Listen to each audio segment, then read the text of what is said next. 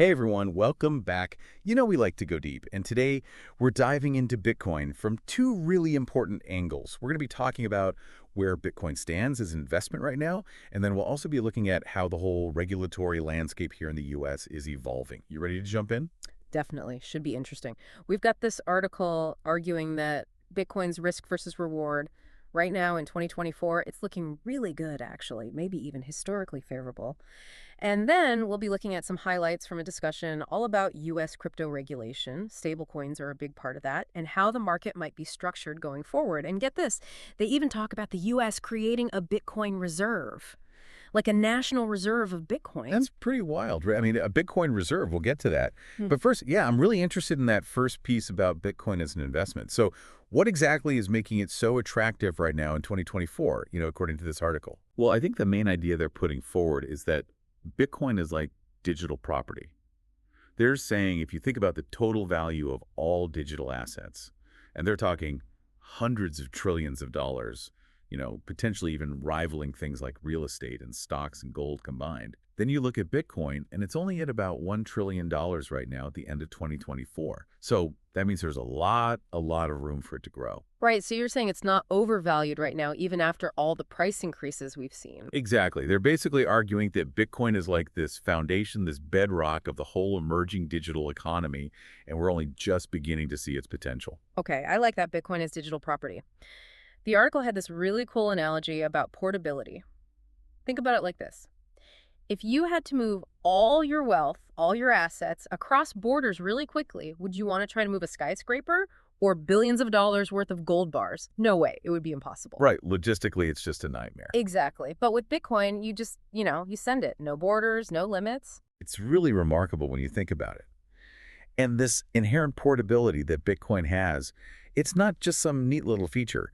It points to how important Bitcoin could be in our world. I Mm. mean, everything's getting more digital, more interconnected, and Bitcoin lets you control your wealth, access it from anywhere. Traditional assets just can't do that.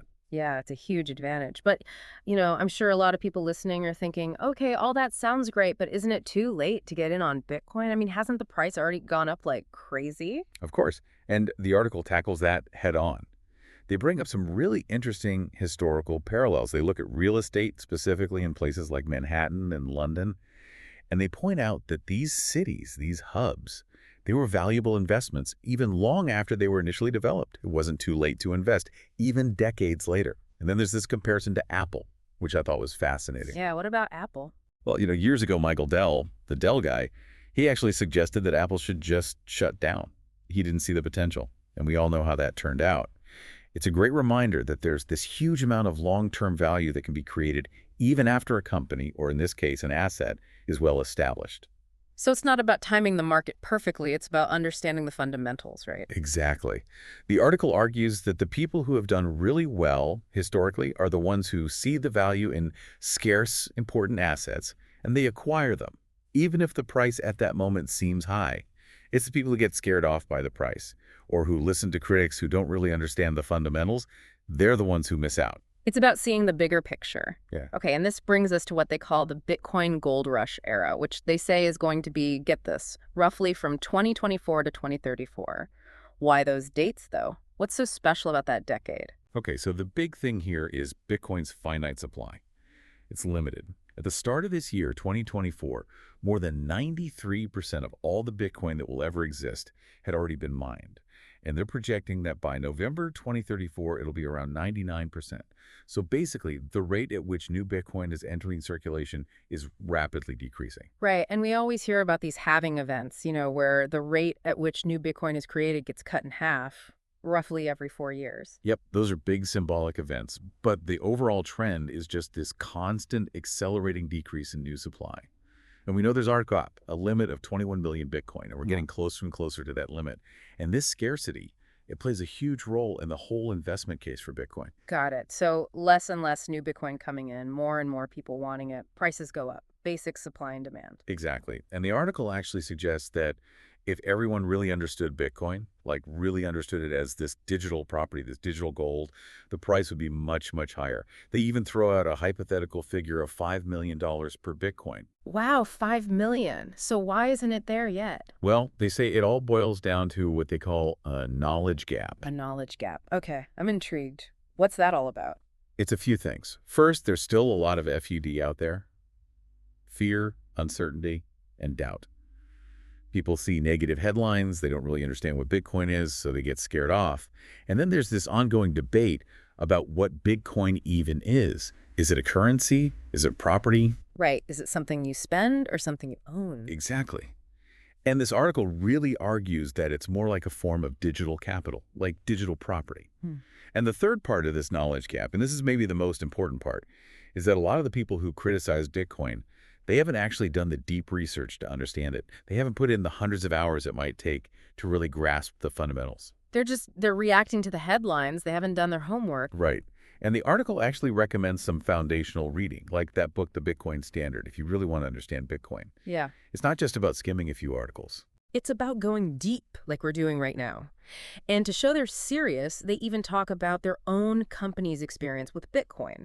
They're holding a lot of it, acquired at different price points, and they're showing really good returns, like significant yield in 2024 alone. Yeah, it's a real-world example of how their belief in Bitcoin is playing out. And a big takeaway for everyone listening, you don't need to buy a whole Bitcoin to participate in this. Even owning a fraction of Bitcoin, like 0.1, could be huge in the long run, especially as that digital gold narrative plays out. Makes sense. Start small, learn, and accumulate. Okay, so we've covered a lot on the investment side. Now let's shift gears and talk about regulation. What's the latest in the U.S.? Because it feels like things are moving pretty quickly. Yeah, things are definitely happening. One big development is the creation of the Digital Assets Subcommittee within the Senate Banking Committee.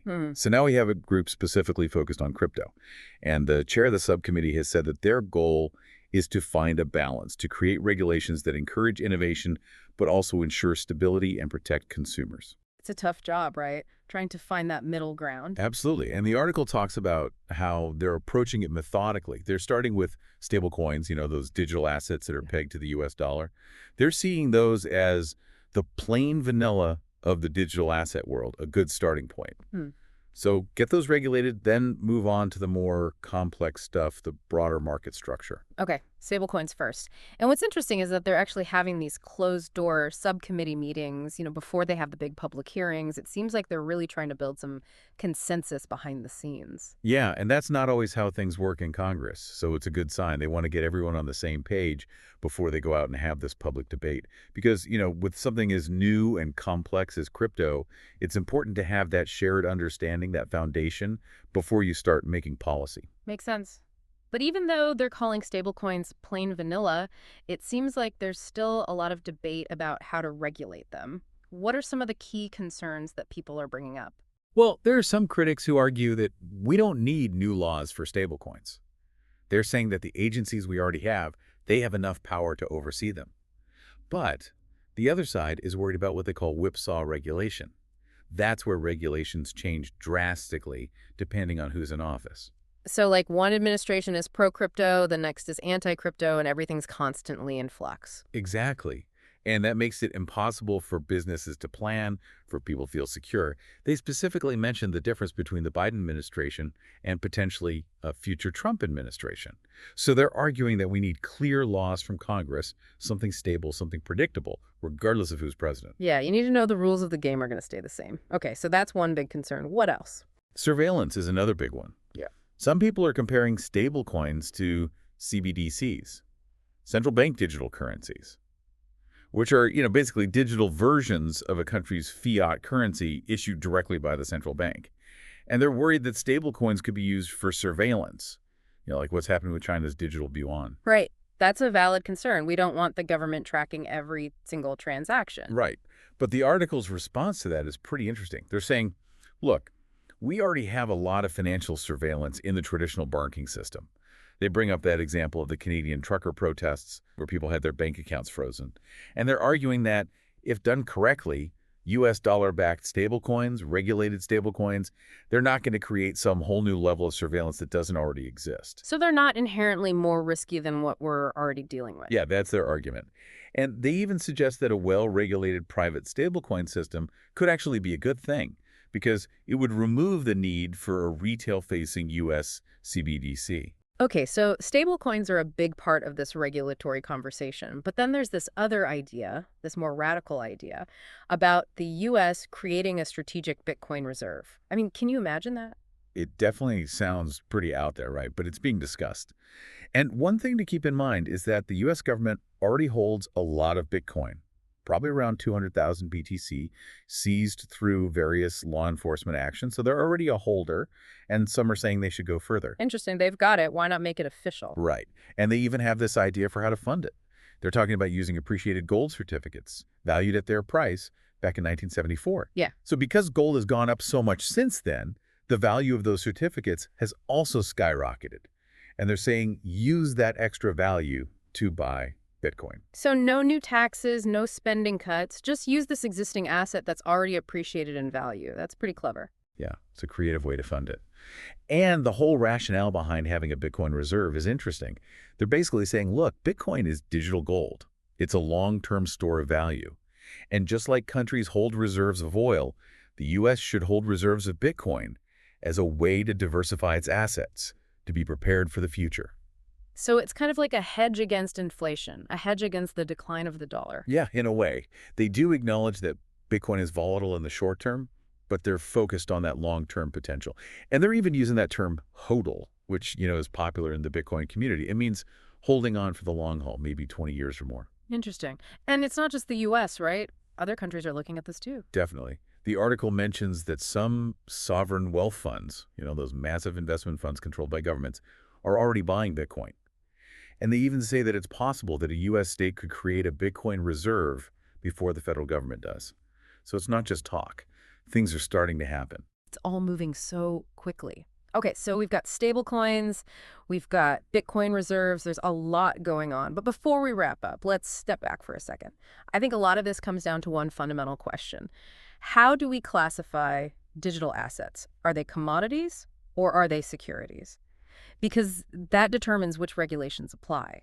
Absolutely. And the article talks about the Howey test, which is the legal standard used to determine if something is a security. For anyone listening who's not familiar with it, it basically boils down to whether something is an investment contract, where you're putting money into a common enterprise with the expectation of profits to be derived solely from the efforts of others.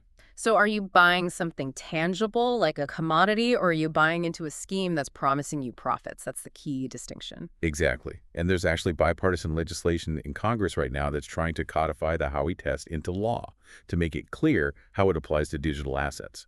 And when it comes to Bitcoin specifically, the consensus seems to be that it is a commodity, not a security. Which is huge, right? Because that means it falls under a completely different set of regulations. Absolutely. Clarity is essential. Businesses, investors, everyone needs to know the rules of the game so they can operate and make informed decisions. Okay, so before we finish up, the article has this section on how everyday people, listeners like you, can get involved in shaping policy. What do they suggest? Well, they really emphasize education. Talk to your elected officials, let them know what Bitcoin is, why it matters, what the potential is, and then when legislation is proposed, give feedback. Let your representatives know what you think, what works, what doesn't. And finally, they say, get involved politically.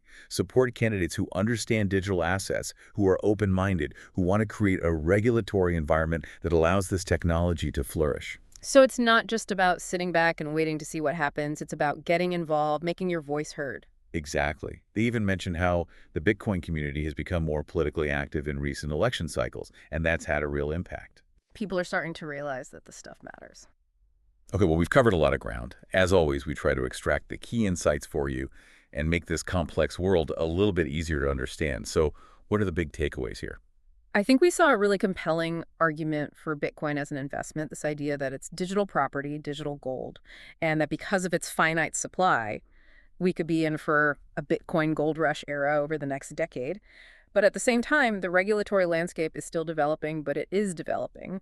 We talked about stablecoins, the potential for a U.S. Bitcoin reserve, and the importance of clarity when it comes to classifying digital assets. It's a fascinating time to be watching all this unfold. It really is. And for you, the listener, understanding both of these trends, the investment side and the regulatory side, is going to be crucial as you navigate the financial world going forward.